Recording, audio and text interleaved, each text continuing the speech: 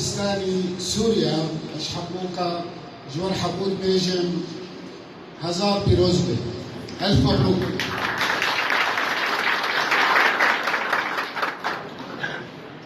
مساء الخير سيداتي وسادتي.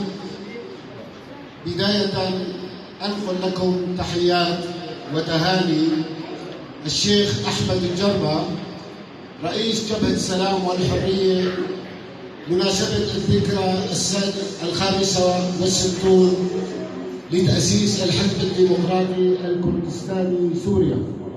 كما أنقل لكم تهاني وتحيات الهيئة القيادية لجبهة السلام والحرية بهذه المناسبة الغالية على قلوبنا جميعا.